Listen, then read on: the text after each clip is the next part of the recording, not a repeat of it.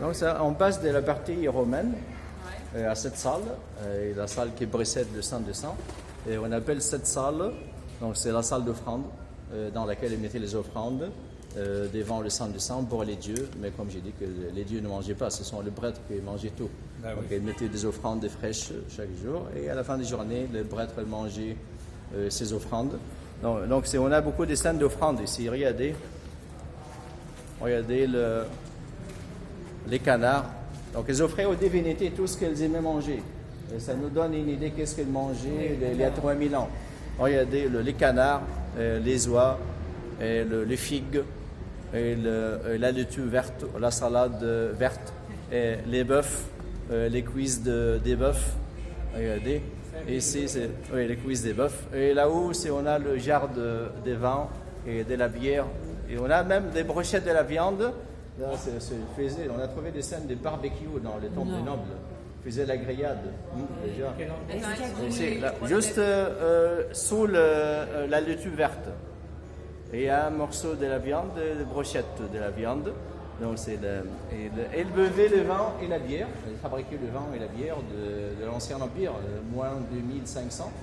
Ils buvaient le vin pendant les fêtes, les cérémonies, mais ils buvaient la bière chaque jour, en permanence, pour nettoyer les intestins.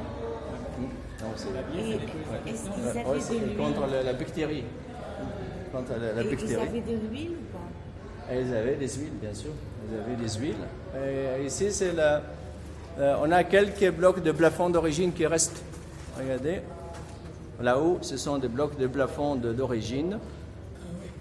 Et sur... La peinture sur les papyrus, là. Oui, les endroits qui sont à l'ombre sont bien conservés. On voit les bleus et le rouge. Donc, cette salle était nettoyée le dernier 5 ans par une mission américaine. Il y avait beaucoup de chauves-souris ici, donc qui faisaient leur nid. Donc c'est les taches noires qu'on voit sur les colonnes sont causées par les chauves-souris. Donc il y a de grillage maintenant. C'est pour les pigeons aussi. Les grillages sont pour les pigeons. Et ici on a une procession des barques sacrées. La première, la grande barque, c'est la barque des dieux Amon. Regardez, vous le voyez à droite. Se termine sur chaque côté avec une tête de bélier.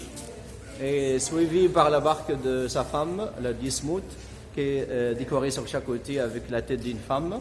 On la voit bien ici, au-dessus de blocs manquants. Et c'est la dernière barque, c'est la barque des fils, les dieux Khonsu. Se termine avec une tête de faucon sur chaque côté. Et les barques, chaque année, les prêtres célébraient l'anniversaire de mariage du dieu Amon et sa femme, la Dismout. Les anciens Égyptiens considéraient les divinités comme nous, comme les hommes. Ils pensaient que les divinités, elles se marient, elles ont des femmes, elles ont des enfants. Et le Karnak était considéré comme la maison des dieux Amon. Et le temple de Luxor a été comme le harem des dieux, dans lequel il trouvait sa femme, la Dismout. Et chaque année, les dieux Amon passaient quelques nuits avec sa femme, la Dismout. C'était son anniversaire de mariage. Et les prêtres de Karnak, ils portaient les barques de sang jusqu'au Nil. Les barques étaient mises dans des grands bateaux qui naviguaient vers Luxor ici. Et à l'arrivée à Luxor ici, le prêtre de Luxor il cherchait les barques du Nil jusqu'au sang. Mais quand le niveau du Nil était baissé, difficile pour les bateaux de naviguer de Karnak jusqu'à Luxor. Donc les prêtres ils portaient les barques sur les épaules. Ils marchaient dans l'allée des Sphinx, de 3 km, et pour arriver ici au temple de Luxor.